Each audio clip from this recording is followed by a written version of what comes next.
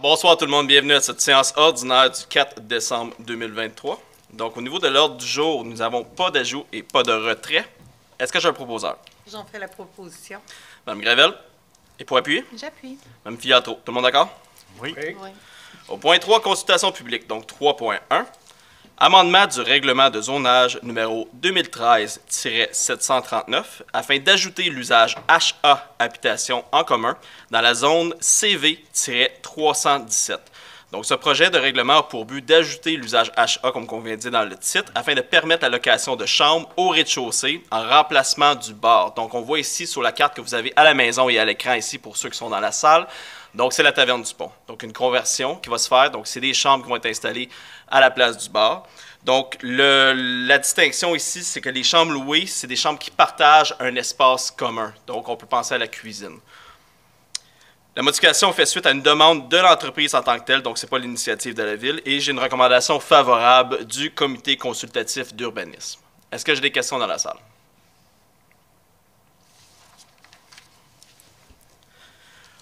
Au 3.2, demande de dérogation mineure. Donc, 3.2.1, pour le lot 2 625 377 au 195 rue A, dans la zone HA-103.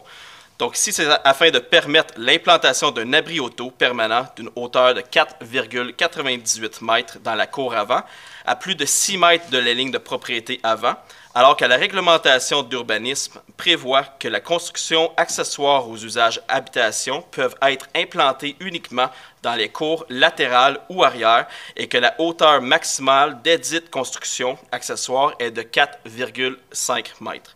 Ici, nous n'avons aucun préjudice pour les voisins. Comme vous voyez, c'est un lot qui est assez isolé en haut de montagne. Et j'ai une recommandation favorable du CCU. Est-ce que j'ai des questions dans la salle?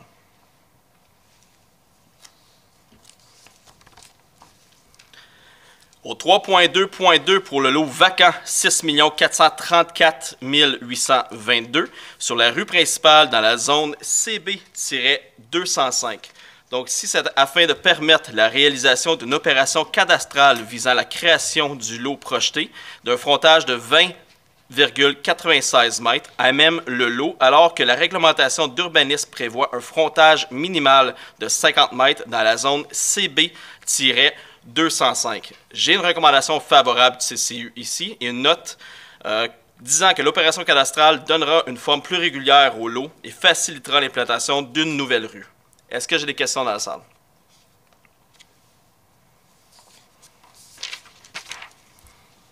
Au point 4, adoption du procès-verbal de la séance du Conseil tenue au cours du mois de novembre 2023. Donc, on parle du 6 novembre 2023. Est-ce que j'ai un proposeur? Je peux en faire la proposition. Mme Filatro, et pour appuyer? Monsieur David, tout le monde d'accord? Oui. Au point 5, résumé de la correspondance d'intérêt public, nous n'avons aucun sujet. Au point 6, période d'information et de questions. Madame Gravel. Oui. Je voulais vous parler d'activités de commémoration contre les violences faites aux femmes.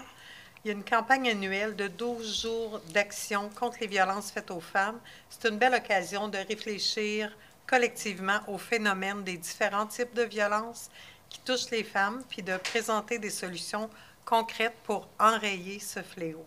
La campagne débute le 25 novembre et culmine le 6 décembre, Journée nationale de commémoration et d'action contre la violence faite aux femmes en mémoire de la tuerie de la Polytechnique. Il est important d'agir en mémoire de toutes ces femmes qui ont connu une fin tragique, dont 3 femmes de notre communauté, Manon Trottier, 23 ans, en 1990, Éline Otano-Garcia, 15 ans, en 2000, et Océane Boyer, 13 ans, en 2020. Le Carrefour des femmes du Grand-Lachute vous invite à participer avec elle à cette journée de commémoration mardi le 6 décembre à 10 h dans leurs locaux. Vous pouvez communiquer avec elle au 450-562-7122 pour en apprendre davantage ou par courriel à martine@cafela.org pour confirmer votre présence. Merci beaucoup. Merci beaucoup, Mme Gravel. Et maintenant, les loisirs avec M. Lajoie. Merci beaucoup, M. le maire. Vous me permettrez, avant de passer la liste des activités de loisirs, je voudrais, et vous n'êtes pas au courant, évidemment, alors je voudrais proposer une motion de félicitations à vous, M. le maire. Vous avez été nommé le mois dernier préfet suppléant de la part de vos collègues maires.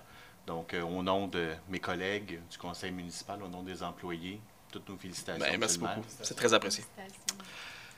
Puis vous me permettrez aussi de faire ça rapidement, mais de aussi souhaiter une motion de félicitations à nos équipes, parce que la semaine dernière, on a eu le défilé de Noël et évidemment la participation du public a été encore une fois au rendez-vous, mais toutes nos équipes, les employés municipaux ont travaillé dans plusieurs départements pour faire en sorte que cette activité-là soit une grande réussite. Donc, au nom, encore une fois, du conseil municipal, bravo à tous nos employés. Et bravo aussi aux participants, évidemment, qui ont été au rendez-vous encore cette année. Donc, les activités de loisirs, culture et bibliothèque. Donc, très bonne nouvelle, depuis le 1er décembre dernier, les sentiers du golf sont maintenant ouverts pour la saison hivernale. Donc, une très, très bonne nouvelle. Il y a déjà des gens qui ont déjà commencé à aller à marcher au sentier du golf. Donc, c'est une très bonne nouvelle pour ça. Du 1er au 23 décembre 2023, c'est le calendrier de l'Avent. Donc, un livre par jour sera offert en cadeau à la personne qui entrera à la bibliothèque à leur mystère du jour. Alors, toutes les informations sont sur le site Internet de la bibliothèque Jean-Marc Belzile. Du vendredi 8 au dimanche 10 décembre, ce sera la foire de Noël Saveurs et Culture d'Argenteuil. Évidemment, ça fait plusieurs années que la foire est en opération. Cette année, information de, évidemment, dernière minute, la foire ne se tiendra pas pour des raisons hors de notre contrôle à la polyvalente Lavigne, mais bien au sous-sol de l'église Sainte-Anastasie. Alors, très important, si vous pouviez passer le mot, nous aussi, on va le faire sur toutes nos plateformes. Donc, au sous-sol cette année de l'église Sainte-Anastasie pour la foire de Noël. Samedi 9 décembre, spectacle Genève, la féerie de Noël. Donc, c'est à 14 h à la salle des Lions pour les 10 ans et moins. L'inscription est gratuite sur Sport Plus. Lundi 11 décembre, inscription en ligne pour les activités de la saison hivernale 2024. Et la séance d'aide aux inscriptions se passera de 17h30 à 19h à la bibliothèque. Du 19 décembre au 7 janvier, c'est le combo des fêtes, donc une trousse familiale comprenant un film, un livre, un dessin colorié et un sachet de chocolat chaud seront distribués à la bibliothèque Jean-Marc Belzile. Et finalement, le 22 décembre, nouveauté cette année, donc il y aura un feu d'artifice au stationnement de l'aréna Kevin Lowe Pierre Pagé, aux côtés de l'ancienne aréna. Il va y avoir évidemment des feux, boissons chaudes, musique d'ambiance de 18h à 20h30. Donc, c'est une nouveauté cette année. Tout le conseil y sera et on invite évidemment la population à venir lancer un peu les festivités du temps des fêtes cette année directement à l'aréna Kevin Lowe Pierre Pagé. Rapidement, l'horaire des fêtes spéciales. Donc, pour la piscine intérieure, du samedi 23 décembre 2023 au vendredi 5 janvier. On peut consulter l'horaire au lachute.ca, onglet piscine. Pour ce qui est de la bibliothèque, elle sera fermée du 24 au 26 décembre, mais ouverte du 27 au 30 décembre pour l'horaire spécial de 10h30 à 17h. Du 31 décembre au 2 janvier, elle sera fermée et c'est le retour à partir du 3 janvier des heures normales. Et pour ce qui est de l'aréna, c'est du 27 décembre 2023 au 5 janvier 2024, horaire spécial. Vous pouvez consulter l'horaire au lachute.ca, onglet Aréna. Et évidemment, comme à chaque mois, toutes ces informations-là se retrouvent sur notre site Internet, sur la page Facebook de la Ville de Lachute. Merci beaucoup. Merci beaucoup, M. Lajoie. Maintenant, un simple rappel, vous le savez, on a lancé notre budget participatif, comme vous voyez à l'écran. Donc, le deuxième budget participatif de la Ville de Lachute pour l'édition 2024. Donc, on vous inviterait en grand nombre à participer à ce budget. Donc, dès aujourd'hui, jusqu'au 15 janvier, vous pouvez déposer vos projets sur le site web de la Ville, aucoeurdelachute.ca. Donc, c'est aucoeurdelachute en un mot. .ca. Et la nouveauté pour l'année prochaine, eh bien, on a un volet jeunesse. Donc, pour les 12 à 17 ans, Vous avez 16 000 qui est dédié seulement pour vous. Donc, on encourage les adolescents à déposer un projet qui sont importants pour vous. Et nous allons le réaliser. Honnêtement, on l'a fait pour la première édition, on l'a réalisé dans la première année tel que promis. Et c'est la même chose pour l'édition 2024. Donc, je souhaite une grande participation non seulement de la population, mais surtout des jeunes cette année. Je pense que c'est important d'avoir des mesures pour vous, les adolescents. Maintenant, période de questions. Est-ce que j'ai des questions dans la salle? Je n'ai reçu aucune question écrite. Au point 7, administration générale. Donc 7.1, dépôt du rapport du directeur général selon l'article 10.2 du règlement sur la gestion contractuelle. C'est un dépôt. Au 7.2, dépôt et accusé de réception des formulaires de déclaration des intérêts pécuniaires de certains membres du Conseil. Maître Murray? De gardienne des archives de la Ville et secrétaire du Conseil, j'accuse réception, au nom du Conseil, des formulaires de déclaration des intérêts pécuniaires de M. le maire Bernard Bigra-Denis, de M. les conseillers Gaëtan Larose et Hugo Lajoie, et de Mesdames les conseillères Aline Gravel et Virginie Filiatro. Merci. Au 7.3, dépôt d'un extrait du registre de déclaration de dons, marque d'hospitalité ou autre avantage reçu par un membre du Conseil. Maître Murray? Conformément à l'article 6 de la Loi sur l'éthique et la déontologie en matière municipale, je déclare n'avoir reçu depuis la séance ordinaire du 5 décembre 2022 aucune déclaration écrite d'un membre du Conseil concernant la réception de tout don, toute marque d'hospitalité ou tout autre avantage reçu. Merci. 7.4, dépôt d'un extrait du registre de déclaration de dons, marque d'hospitalité ou autre avantage reçu par un employé de la Ville de la Chute. Maître Murray. Conformément à l'article 6 de la Loi sur l'éthique et la déontologie en matière municipale et à l'article 5.4.5 du règlement concernant le Code d'éthique et de déontologie des employés et employés de la Ville de la Chute, numéro 2022-853, je déclare n'avoir reçu depuis la séance ordinaire du 5 décembre 2022 aucune déclaration écrite d'un employé concernant la réception de tout don, toute marque d'hospitalité ou tout autre avantage reçu. Merci. 7.5, autorisation de déposer une demande d'aide financière au nom de la Ville de la Chute pour l'année 2024. Donc ici, évidemment, la Ville de la Chute, on désire se prévaloir d'aide financière pour nos opérations. Donc, on doit venir ici nommer ceux qui peuvent déposer des demandes d'aide financière pour de multiples projets qu'on aurait besoin dans l'année. Donc, c'est tout ce que la résolution fait. C'est une résolution qui est annuelle, qu'on doit réadopter à chaque année. Alors que le Conseil municipal autorise le directeur général, M. Benoît Gravel, ou le directeur général adjoint et directeur des services des loisirs, de la culture et de la vie communautaire, M. André Primo, ou la directrice du service du génie, Mme Lilia Tigley, ou la directrice service des affaires juridiques et greffières de la Ville, Maître Linda Ann Murray, à déposer toute demande d'aide financière au nom de la Ville de la Chute dans le cadre de ses opérations et activités afin de financer différents projets pour l'année 2024 et à signer tout document en découlant. Que le Conseil municipal entérine la demande d'aide financière à la séance suivant son dépôt. Est-ce que j'ai un proposeur? Monsieur David, et pour appuyer? Je vais appuyer. Monsieur Larose, tout le monde d'accord? Oui. Au 7.6, autorisation de dépôt d'une demande d'aide financière au volet aménagement résilient dans le cadre du programme de résilience et d'adaptation face aux inondations. C'est le PRAFI. Madame Gravel. Madame Filiatro, pardon. Oui, Désolé. merci, Monsieur le maire. Donc, pour vous mettre en contexte, le coût de cette étude est estimé à 80 000 par Stéphanie Morin de la MRC. Le PRAFI finance jusqu'à 75 des dépenses et la MRC a un budget de 10 000 pour cette étude. Il resterait donc environ 10 000 à la charge de la Ville. Donc, considérant que le gouvernement du Québec a adopté le plan de protection du territoire face aux inondations en 2018, considérant que l'une des actions de ce plan est d'accroître la sécurité des personnes et la protection des biens face aux inondations, considérant que le territoire de la Ville de la Chute subit des inondations récurrentes en bordure de la rivière du Nord, considérant ce qui en fait sa richesse est notamment la présence d'un espace de liberté où sa plaine inondable est peu contrainte, permettant à l'eau de circuler en cas de crue en eau libre et à des écosystèmes exceptionnels de se développer.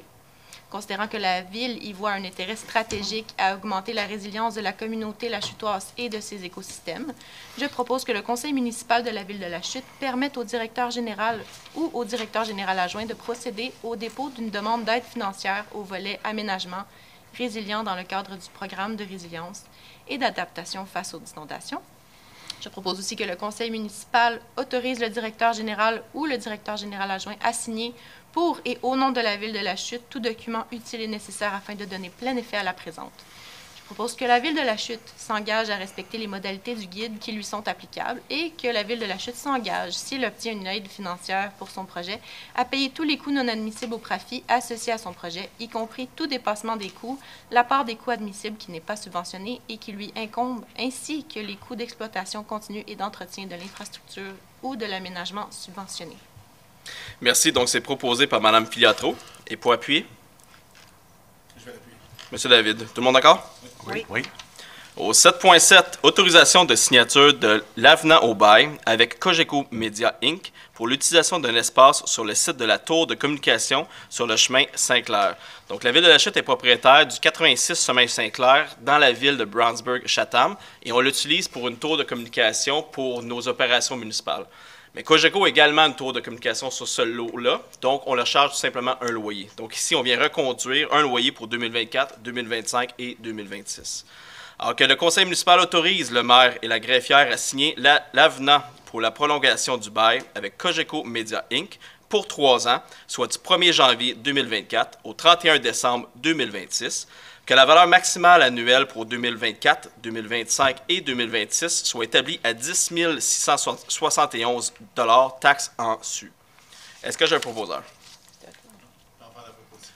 Monsieur David, et pour appuyer? Je vais appuyer. Monsieur Larose, tout le monde d'accord? Oui. Oui. Au 7.8, octroi d'une contribution financière.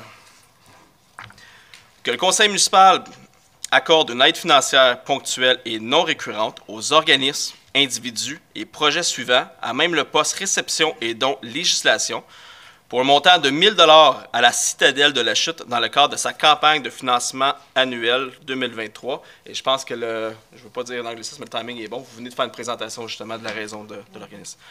Est-ce que j'ai un proposeur? J'en fais la proposition. Monsieur Larose, et pour appuyer? Je vais appuyer. Mme Cyr Desforges, tout le monde d'accord? Oui. Oui.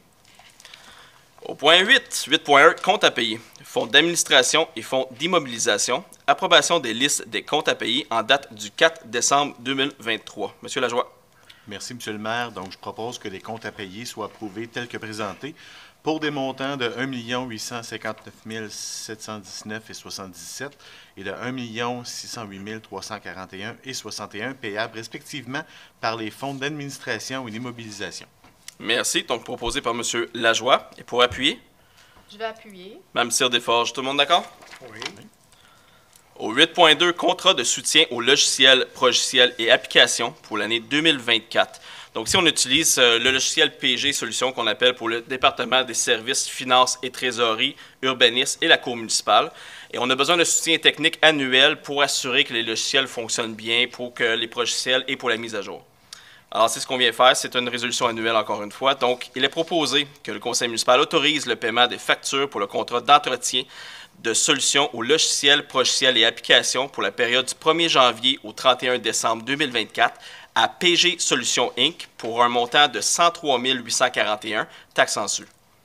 Est-ce que j'ai un proposeur? J'en fais la proposition. Mme Gravel, pour appuyer? J'appuie. Mme Filiatro, tout le monde d'accord? Oui. Oui. Au point 10, réglementation. Donc 10.1.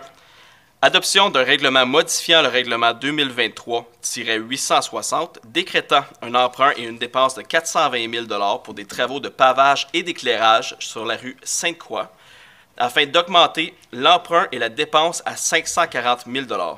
Mme Gravel.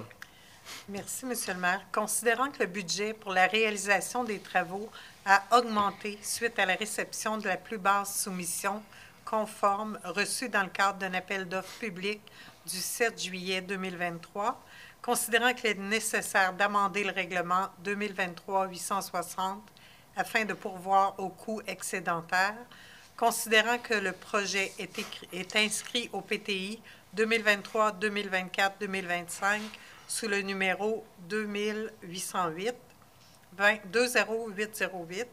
En conséquence, je propose que le règlement, intitulé « Règlement modifiant le règlement 2023-860, décrétant un emprunt et une dépense de 420 000 $ pour les travaux de pavage et d'éclairage sur la rue Sainte-Croix afin d'augmenter l'emprunt et la dépense à 540 000 $ soit adopté. » Merci. Donc, Mme Gravel propose. Et pour appuyer, J'appuie. Mme Filiatro. Tout le monde d'accord? Oui. Oui. Au 10.2, amendement du règlement de zonage numéro 2013-739 afin d'ajouter l'usage HA habitation en commun dans la zone CV-317. Donc, au 10.2.1, nous avons l'adoption d'un second projet de règlement. Ça ici, c'est le point 3.1 qu'on a vu en début de séance, donc de la consultation publique. Donc, lorsqu'on parlait des aménagements pour le bar. Pas pour le bar, pour remplacer le bar, pardon. Donc, j'ai besoin d'un proposeur, Je vais faire la proposition. Mme Filiatro. Et pour appuyer, M. David. Tout le monde d'accord? Oui. Au 10.3, règlement établissant un programme d'aide sous forme de crédit de taxes pour le centre-ville. M. David.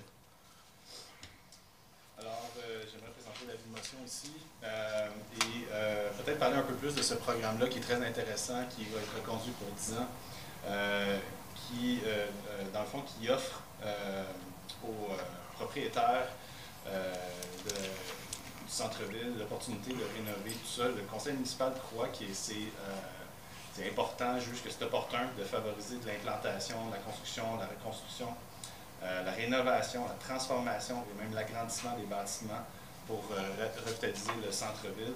Alors, ce qui est intéressant ici, c'est l'objectif du programme, c'est donc de revaloriser, revitaliser le centre-ville.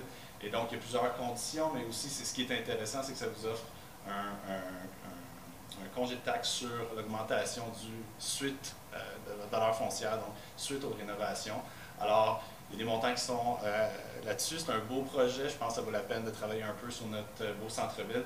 Alors, j'imagine que les gens intéressés doivent cogner à la porte de la ville avec le département de l'urbanisme. Donc, bénéficier de ce projet-là.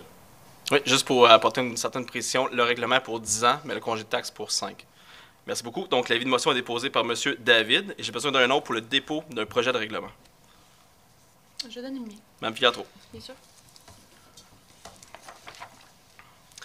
Aux ressources humaines, 11.1, autorisation de changement de statut d'un employé de temporaire à régulier. M. David.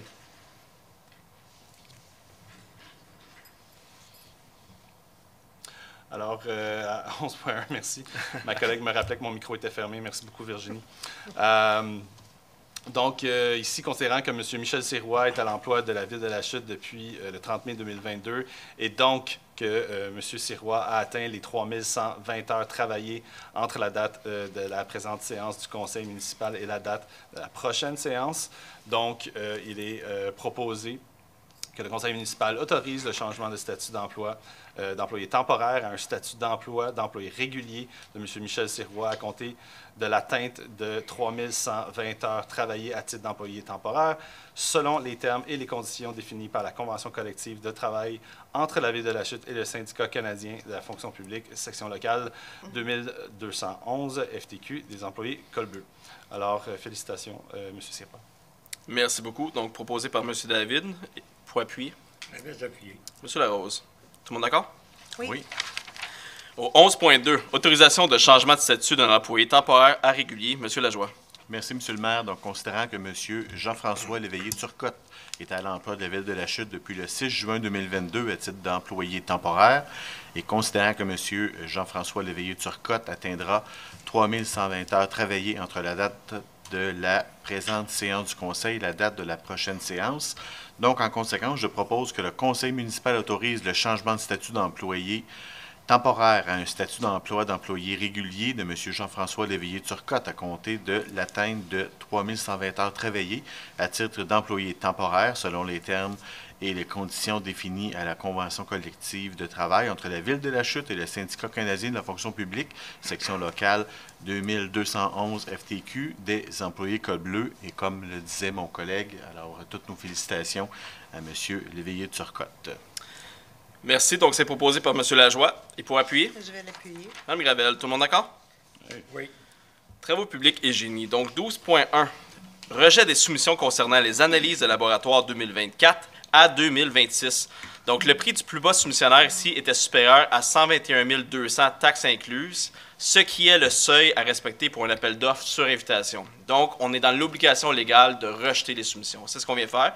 Nous allons retourner en appel d'offres, mais public cette fois-ci.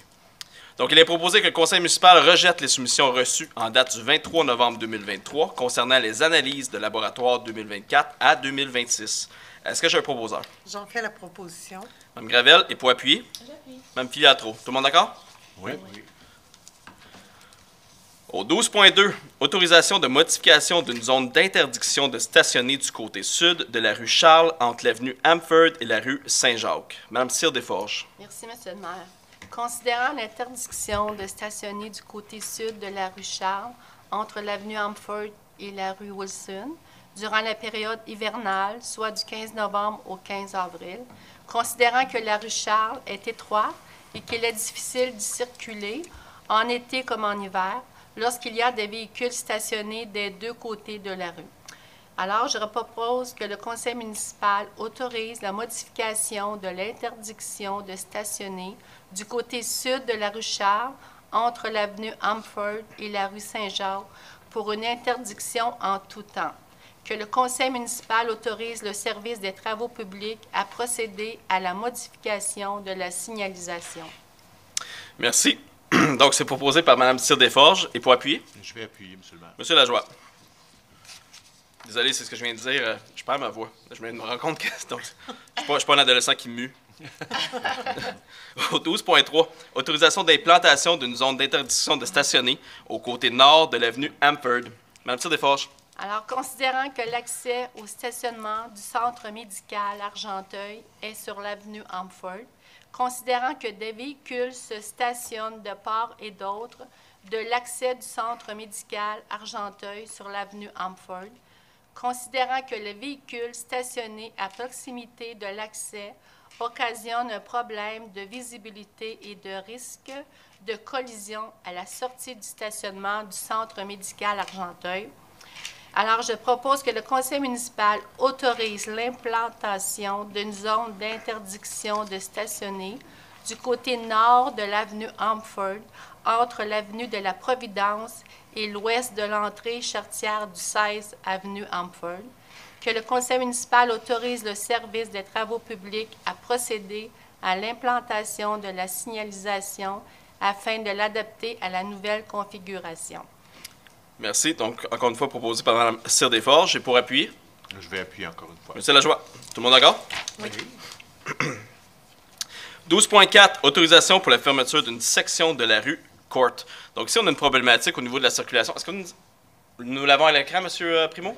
Parfait.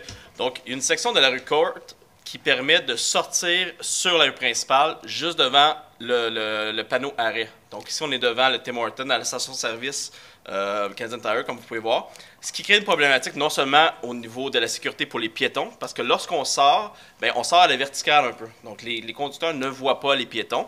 Et honnêtement, c'est pas très logique d'avoir une sortie de rue immédiatement après une intersection dans un centre-ville comme ça. Donc, ce qu'on vient faire, c'est le fermer, mais on va le permettre pour les piétons.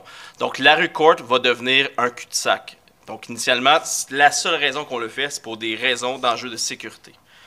Alors, il est proposé que le conseil municipal approuve qu'une section de 10,5 mètres de la rue Court à l'intersection de la rue principale devienne piétonne seulement, que le conseil municipal autorise le service des travaux publics à procéder aux extraits du sens unique, au retrait, du sens unique, direction sud et du panneau arrêt, et que le conseil municipal autorise le service des travaux publics à changer l'intersection des rues Court et principales afin de l'adapter à la nouvelle configuration. Est-ce que j'ai un proposeur? J'en fais la proposition. Mme Gravel, et pour appuyer? Je vais l'appuyer. M. David. Tout le monde d'accord? Oui. Au 12.5, demande au ministère des Transports et de la Mobilité durable concernant les permis de voirie pour l'année 2024. M. Larose. Oui, M. le maire. Résolution annuelle pour les travaux mineurs dans l'emprise des routes du ministère des Transports du Québec. C'est une exigence du ministère des Transports du Québec. Considérant que la ville de la Chute doit exécuter des travaux dans l'emprise des routes entretenues par le ministère du Transport et de la mobilité durable, c'est à prénommer ministère, considérant que la Ville doit obtenir une permission de voirie du ministère pour intervenir sur les routes entretenues par le ministère ou conclure une entente d'entretien avec le ministère. Considérant que la Ville est responsable des travaux dont elle est maître d'œuvre, considérant que la Ville s'engage à respecter les clauses des permissions de voirie émises ou des ententes d'entretien, conclure avec le ministère. Considérant que la Ville s'engage à remettre des infrastructures routières dans leur état original, en conséquence, il est proposé que le Conseil municipal demande au ministère des Transports et de la Mobilité durable que lui accorde les permissions de voirie requises au cours de l'année 2024 et qu'elle autorise le directeur service des travaux publics, la directrice service du génie ou le chef de division génie civil à demander et à signer les permissions de voirie et les ententes d'entretien pour tous les travaux dont les coûts estimés de remise en état d'emprise n'excédèrent pas 10 000 $. Puisque la Ville de La Chute s'engage à respecter les clauses de la permission de voirie des ententes d'entretien conjugales, de plus, la Ville s'engage à demander chaque fois qu'il le sera nécessaire la permission requise. Merci. Donc, c'est proposé par M. Larose et pour appuyer. Je vais appuyer. Mme Cyr-Desforges, tout le monde d'accord? Oui. Au 12.6, dépôt du rapport annuel 2022 sur la gestion de l'eau potable. Donc, c'est un dépôt. Au 12.7, autorisation de présenter une demande d'aide financière pour l'entretien des chemins à double vocation selon les modalités établies dans le cadre du programme d'aide à la voirie locale du MTMD. Donc, c'est le ministère du Transport et de la Mobilité durable. Donc, si on parle du boulevard Bradford, boulevard de l'Aéroparc, rue Lefebvre-Sud et la rue principale, donc on vient identifier les chemins forestiers. Donc, vous savez, nous avons, on le voit ici sur la carte, donc c'est d'identifier où les camions lourds avec les billots de bois peuvent circuler sur le territoire de la chute et nous sommes compensés pour l'usure sur ces chemins-là. Alors, il est proposé que le conseil municipal demande au ministère des Transports et de la Mobilité durable du Québec une compensation pour l'entretien dû ou des chemins à double vocation subventionnés, et ce, sur la longueur totale de 4,6 km. Que le conseil municipal autorise M. Benoît Gravel, directeur général, et ou Mme Lilia Tiglet, directrice du service du génie, à signer pour et au nom de la Ville tout document relatif à cette demande. Est-ce que j'ai un proposeur? J'en fais la proposition. Mme Cyr-Desforges, j'ai pour appuyer. Je vais appuyer, M. le maire. M. Lajoie, tout le monde d'accord? Oui. Au point 13.1, dépôt du rapport mensuel du directeur des services de la sécurité incendie pour le mois d'octobre 2023. Donc, avec l'hiver, vient les cheminées. Et donc, on vous rappelle qu'il est important de bien faire ramoner ou ramoner vos propres cheminées annuellement pour éviter des risques d'incendie. Encore pour le mois d'octobre, nous avons eu une intervention au niveau d'un feu de cheminée. Donc, c'est très important de le faire à tous les ans.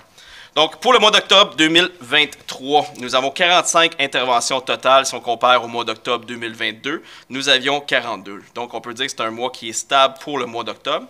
Au niveau des interventions qui ressortent du lot, donc je vais en nommer seulement quelques-unes, nous avons des incendies entre aides automatiques pour le nombre de 9. Nous avons l'intervention que je viens de mentionner également au niveau du feu de cheminée. Nous avons 5 interventions pour les alarmes incendies, fumée de cuisson, poêle à bois. Et finalement, 5 interventions également pour les fausses alarmes incendies, haute humidité ou indéterminées. Donc, c'est un mois qui est relativement normal pour octobre. C'est un dépôt. Au 14.1, dépôt du rapport des permis et d'inspection du mois d'octobre 2023. Donc, pour le mois d'octobre 2023, nous avons 2 demandes de permis d'une valeur de 850 000 $ pour l'unifamilial, vous le voyez ici à l'écran. Une demande de permis commercial pour une valeur de 3 millions de $, c'est la clinique vétérinaire qui va venir se faire construire derrière le Patrick Morin. Une demande de permis industriel pour une valeur de 250 000 $, pour un total d'octobre 2023 pour les demandes de construction de 4,1 millions. Maintenant, pour les permis de transformation, de réparation ou de rajout, écoutez, j'ai sauté rapidement. Actuellement, je compare avec octobre 2022, mais comme vous voyez, nous n'avions eu aucune demande. C'était un mois qui était au ralenti suite au contexte économique. Donc, 0 demande, 0 valeur pour 2022. Ensuite, au permis des transformations, de réparation ou de rajout, pour les valeurs de plus de 50 000 nous avons 4 demandes pour une valeur de 6,4 millions de dollars. En 2022, nous avions 2 demandes pour 1,4 million en valeur. Et pour les moins de 50 000 en valeur, nous avons 27 demandes de permis pour une valeur de 216 000, ce qui nous amène à un sous-total pour les permis de transformation, de réparation ou de rajout à 31 demandes pour une valeur de 6,6 pour un grand total de 35 demandes pour une valeur de 10,7 millions. Ce qui veut dire que c'est sûr que le commercial et l'industriel, dans les derniers mois où on annonçait beaucoup de grosses constructions derrière l'hôtel, bien, ça nous a permis de se rattraper cette année. Donc, malgré une année un peu plus lente, on s'est rattrapé au niveau des valeurs et on devrait finir l'année assez équivalente à 2022. Si je regarde ici, je vais aller un peu plus loin. Au niveau du cumulatif 2023, on est rendu à 51 millions de dollars en demande de permis pour 579 demandes. C'est un dépôt. Au 14.2, adoption du procès-verbal de la séance régulière du comité consultatif d'urbanisme tenue le 15 novembre 2023. Donc, considérant les recommandations du comité consultatif d'urbanisme, incluses au procès-verbal de la séance régulière du 15 novembre, des demandes de dérogation mineures pour le 195 rue A et la rue principale, ce qu'on a vu tout à l'heure. Donc, également, considérant la demande de PPC-moi pour le 660 rue principale, donc il est proposé que le Conseil entérine les recommandations incluses au procès-verbal de la séance régulière du comité consultatif d'urbanisme tenu le 15 novembre 2023. Merci. Donc, c'est proposé par M. David. Et pour appuyer? Je vais appuyer. Mme Cyr Desforges. Tout le monde d'accord? Oui. Oui. Au 14.3, adoption du deuxième projet de résolution concernant le règlement numéro 2015-768 sur les PPC-moi, zone HA-416 pour le lot 3 037 414 au 509 avenue Argenteuil. Donc, nous avons travaillé avec le promoteur du secteur, avec la famille Carrière qui s'était positionnée ici et avec les recommandations que nous avons reçues pour apporter des modifications au projet. Donc, nous venons adopter le deuxième projet de règlement ici, de résolution, pardon, avec certaines modifications et je vais les lire. Donc, au niveau des modifs, nous avons installation d'une headset permanente d'une hauteur d'environ 6 pieds à la plantation et installée entre les lots 3 037 414 et 4 733 869. Installation d'une clôture avec latte est localisée complètement sur la propriété du demandeur, donc c'est du promoteur. Les balcons localisés vers le stationnement et non les voisins. Le réseau de distribution électrique devrait être souterrain. Le terrain situé à l'arrière des propriétés de la rue des Bouleaux, donc pour le lot 3 976 256 et 4 663 537, devra être exempté de construction. Et les aménagements récréatifs pour les enfants devront être aménagés au sud de la propriété. Et nous avons reçu les modifications au plan d'architecture daté du 27 novembre 2023. Donc, selon ces modifications, est-ce que j'ai un proposeur pour adopter le deuxième projet de résolution? Mme Filiatro, et pour appuyer? Je peux l'appuyer. M. David, tout le monde d'accord? Oui. Oui. Au 14.4, désignation des employés au service de l'urbanisme pour l'application de certains règlements municipaux et la délivrance de constats d'infraction. Donc, si vous suivez nos séances de conseil, vous savez qu'on doit nommer avec leur nom spécifique, pas juste le titre, les gens qui peuvent émettre des constats d'infraction dans la municipalité. On l'a fait pour une firme de sécurité, on l'a fait pour d'autres employés. Eh bien, nous avons une nouvelle employée au département d'urbanisme et nous devons tout simplement venir la nommer pour les mêmes raisons. Alors, il est proposé que le conseil municipal désigne Mme Zineb Aloui, inspectrice en bâtiment, pour la surveillance et l'application de certains règlements municipaux et leurs amendements. Il est également proposé que le conseil municipal autorise Mme Zineb Aloui, inspectrice en bâtiment, à délivrer les constats d'infraction au nom de la Ville de la Chute sur son territoire, le tout en référant aux diverses procédures pénales prévues dans chacun des règlements. Est-ce que j'ai un proposeur? Je vais faire la proposition. M. David, et pour appuyer? J'avais appuyé. M. Larose, tout le monde d'accord? Oui. Oui. Oui. Au 14.5, entente avec Watson Square relativement à la délivrance d'un permis d'abattage d'arbres. M. David. Merci, M. le maire. Donc ici, ce qu'on vient faire, c'est qu'on vient fixer certaines conditions reliées à la délivrance du permis d'abattage d'arbres, principalement reliées aux infrastructures reliées au projet, à la phase 1 du projet, Watson Square. Donc, considérant qu'il est souhaité de déboiser une partie du terrain afin de préparer celui-ci, le projet, donc avant la délivrance du permis de construction, et considérant qu'il y a lieu de préciser certains éléments dans une entente pour que ce soit clair entre la Ville et le promoteur, les conditions suite à la délivrance du permis d'abattage. Donc, il est proposé que le conseil municipal approuve les thèmes de l'entente pour le déboisement d'une partie du lot 6 089 992 du cadastre du Québec. Également résolu que le maire et la greffière soient autorisés à signer la documentation conséquente pour la municipalité. Merci, M. David. Donc, c'est proposé par M. David. Pour appuyer? Je vais appuyer. M. Larose, tout le monde d'accord? Oui. Oui. Au 15.1, autorisation de déposer une demande d'aide financière dans le cadre du programme d'aide financière aux infrastructures récréatives, sportives et de plein air du ministère de l'Éducation. Donc ici, on ne se cachera pas, le Parc Ayers a besoin de beaucoup d'amour. Donc ce qu'on vient faire, c'est qu'il y a une subvention disponible qui viendrait subventionner les travaux. Donc on parle de travaux majeurs.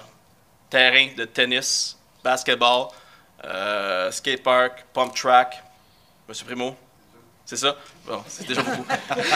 Et la subvention viendrait couvrir 66% des travaux. Et vous pouvez vous attendre, tu sais, vous pouvez, c'est beaucoup d'argent dans le fond. Je cherchais un terme, mais que je n'ai pas trouvé. C'est beaucoup d'argent pour... Donc, on aimerait faire subventionner ces travaux-là. Donc, c'est très conditionnel à la subvention retenue. Alors, il est proposé que le conseil municipal autorise la présentation du projet de réaménagement des terrains de tennis, de basketball, du parc de planches à roulettes et d'aménagement de nouvelles pistes en boucle, c'est le pump track, au Parc Ayers, au ministère de l'Éducation dans le cadre du programme d'aide financière aux infrastructures récréatives, sportives et de plein air. Que soit confirmé l'engagement de la Ville de la Chute à payer sa part des coûts admissibles au projet et à payer les coûts d'exploitation continue de ce dernier, à assumer tout dépassement de coûts générés par les travaux et à ne pas accorder le contrat relatif à des coûts directs avant l'obtention d'une lettre d'annonce de la ministre. Que le conseil municipal désigne M. Benoît Gravel, directeur général, ou Mme Lilia Tiglet, directrice du service du génie, ou de M. David Toussaint, chef de division, programme municipal et développement des infrastructures de loisirs, comme personne autorisée à agir en son nom et à signer en son nom tout document relatif au projet mentionné ci-dessus. Est-ce que j'ai un proposeur? J'en fais la proposition, M. le maire. M. Larose? Le conseil du secteur va appuyer. Monsieur Lajoie. Je voulais proposer. Je vous ai vu sauter. Au 15.2, appui à la demande de financement. Pardon, tout le monde d'accord? Oui. Parfait. Au 15.2, appui à la demande de financement du club de récréation de La Chute. C'est le club de curling. Dans le cadre du programme d'aide financière aux infrastructures récréatives, sportives et de plein air du ministère de l'Éducation. Monsieur Lajoie. Merci, M. le maire. Donc, c'est un peu comme la précédente résolution. Donc, je propose que le conseil municipal appuie le projet du club de récréation de La Chute, donc le curling, pour les travaux de réflexion de la fondation des surfaces glacées de la tuyauterie, afin que ce dernier puisse bénéficier de l'aide financière du ministère de l'Éducation dans le cadre du programme d'aide financière aux infrastructures récréatives, sportives et de plein air, et que le conseil municipal s'engage à conclure une entente de service avec le club de récréation de La Chute pour le projet de travaux de réfection de la fondation des surfaces glacées et de la tuyauterie afin que ce dernier soit accessible à l'ensemble de la population. Merci beaucoup. Donc, proposé par M. Lajoie. Et pour appuyer? J'appuie la proposition. Mme Gravel. Tout le monde d'accord? Oui. Au point 17, deuxième période de questions. Est-ce que j'ai des questions dans la salle? Allez-y, juste venez au micro et vous nommez. Bonsoir à tous, Vincent Goyer. On nous avait dit que le CCU allait prendre décision pour un changement de zonage de la zone CM 332 durant la séance de novembre. Ça avait été confirmé par quelqu'un à l'urbanisme et que la décision allait être rendue ce soir. Donc, je voulais vérifier si c'était bien le cas. Juste me renommer la zone, s'il vous plaît. CM 332. En fait, ce qu'on vient faire ici, c'est que nous avons entériné les décisions du CCU dans l'ensemble. Donc, les décisions qui ont été prises lors de la dernière séance du CCU Vous savez, le comité consultatif d'urbanisme n'a pas le pouvoir décisionnel. Il doit recommander au conseil. Par la suite, nous, on peut soit être d'accord ou pas d'accord. On était d'accord avec tous les points. Donc, pour la zone CM 302, est-ce que vous avez l'information accessible, M. Gravel? Oui, C'est refusé? C'est lequel lot? c'est le lot sur l'avenue Argenteuil, 207, le zonage de 207C Argenteuil, c'est ça? Exactement. Donc, le comité recommande au conseil de refuser la demande de modification au règlement de zonage pour le 207C avenue Argenteuil. Parfait. Donc, c'est ça, ça a été refusé. Parfait. Est-ce que c'était à cause de préjudice pour le voisinage ou tout simplement la vision de la ville pour la densification du secteur? Non, mais en fait, ce que je vous recommanderais, c'est de recontacter le département d'urbanisme. Il va pouvoir vous dire c'était pourquoi que le comité consultatif a refusé Parfait. et pourquoi que la décision du conseil était défavorable aussi. Et par la suite, on pourrait retravailler le dossier avec plaisir pour vous. Je vous remercie beaucoup. Parfait, merci. Bonne soirée. Est-ce que j'ai d'autres questions dans la salle? Ce qui met fin à la séance. Donc, est-ce que j'ai un proposeur pour le lever de la séance? Je rappelle la proposition. Madame Sir-Desforges, j'ai pour appuyer. Je vais appuyer. Monsieur Lajoie, merci beaucoup. Bonne soirée à toutes et à tous.